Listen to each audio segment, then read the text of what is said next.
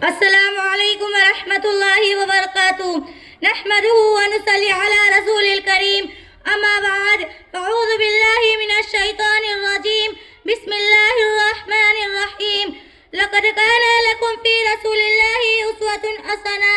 صدق الله العظيم وقال النبي صلى الله عليه وسلم انما بعثت معلما رقع مصطفیٰ کو ریخا تو دیو نے چلنا سیکھا یہ کرم ہے مصطفیٰ کا شب غم نے ڈھلنا سیکھا یہ زمین رکی ہوئی تھی یہ پلک تھما ہوا تھا چلے جب میرے محمد تو جہاں نے چلنا سیکھا محترم صدر جلسہ اور میری پیاری سہیلیوں السلام علیکم ورحمۃ اللہ وبرکاتہ آج میں اسی بزم شہید میں میرا موضوع سخن سیرت النبی صلی اللہ علیہ وسلم کے عنوانوں سے منون ہے سامعین اکرام ویسے تو سیرت کا معنی لغت میں کسی کی کار دی گئی یا کارناموں کو احاطہ کرنے کے آتے ہیں لیکن آج تک کوئی مصنف کوئی محدث کوئی مورخ کوئی مفکر کوئی مدبر اور کوئی مقرر ایسا پیدا نہیں ہوا جس نے حضرت صلی اللہ علیہ وسلم کی پوری سیرت کا احاطہ کیا ہو چنانچہ میں وقت کی نزاکت کو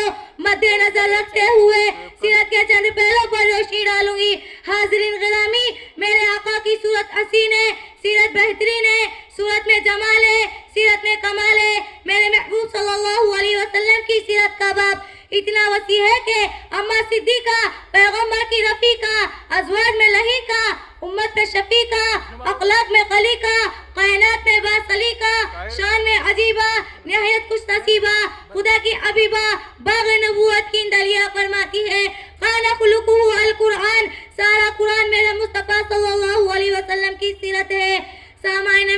سامعین محترم میرا پیغمبر امی ایسا ہے کہ ساری کائنات ان کی شاگرد ہے یتیم ایسا ہے کہ نہ باپ نہ دادا پورے مکہ میں لاوارث نظر آتے ہیں اور وارث ایسا ہے کہ ساری امت لاوارث کا وارث محمد صلی اللہ علیہ وسلم ہے حسین ایسا ہے کہ یوسف علیہ السلام کے دیکھنے والوں نے انگلیاں کاٹے اور میرے محمد صلی اللہ علیہ وسلم کو دیکھنے والوں نے اپنے بچے شہید کروائے گردنیں کٹوائی جانیں قربان کر دے حسین ایسا ہے کہ خدا نے اپنے محبوب بنا لیا اور حیا اتنی ہے کہ عرب کی کواری لڑکیاں بھی حیا کا مقابلہ نہ کر سکے بہادر اتنا ہے کہ اکیلا غزوہ حنین میں کھڑے ہو کر کہتے ہیں انا نبی لا کذیب انا ابن عبد المطلب نرم دل اور مہربان اتنا ہے کہ ساری زندگی کسی کو انگلی کا اشارہ بھی نہ کیا میرے محبوب صلی اللہ علیہ وسلم کی عجیب سیرت ہے بیک وقت حضور صلی اللہ علیہ وسلم میں دو چیزیں ہیں میرے مولا آقا بہادر بھی ہے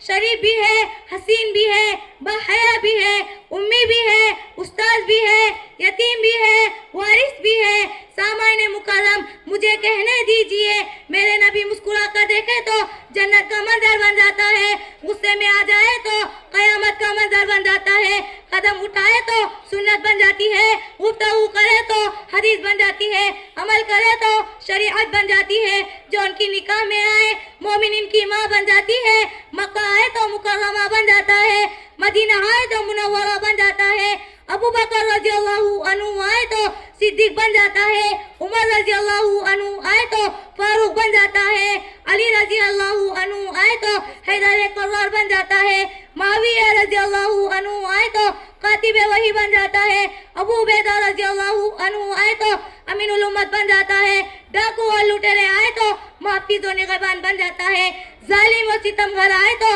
عادل اور ہمدرد انسان بن جاتا ہے فاسق و فاجر آئے تو زاہد و پارسا بن جاتا ہے عرب کا چڑوا آئے تو زمانے کا مقتدا بن جاتا یہ سب کچھ کیسے ہوا تھا کیوں کر ہوا تھا یہ انقلاب کیسے آیا تھا میں عرض کروں یہ انقلاب حضور صلی اللہ علیہ وسلم کی محنت سے برپا ہوا تھا یہ انقلاب حضور صلی اللہ علیہ وسلم کی سیرت پر چلنے اور عمل کرنے سے برپا ہوا تھا یہ تبدیلی سیرت النبی صلی اللہ علیہ وسلم کو اپنا امام اور مقتدا بنانے سے پیدا ہوا تھا غلامی کا دل سامعین آج بھی ہدایت ربانی دعوت آسمانی موجود ہے اور سیرت کے جلسے بھی بہت ہو رہے ہیں عید میلاد النبی صلی اللہ علیہ وسلم کے لیے بڑے بڑے جلوس نکل رہے ہیں بارگاہ رسالت میں نذرانہ عقیدت پیش کرنے میں کوئی کوتاہی نہیں کی جا رہی ہے لیکن وہ فضا اور ماحول نہیں بن رہا ہے جو صحابہ کے دور میں تھا چنانچہ اگر آپ وہ ماحول اور فضا پیدا کرنا چاہتے ہیں تو ہمارے لیے سرور کائنات صلی اللہ علیہ وسلم کی طرف رجوع ضروری ہے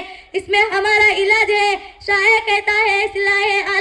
سامان ہونا چاہیے، سب کا دستور العمل سیرت النبی ہونا چاہیے. یہی آرزو سیرت مصطفیٰ میں عام ہو جائے، سب سے اونچا پرچم اسلام ہو جائے. وما علینا الا البلاغ.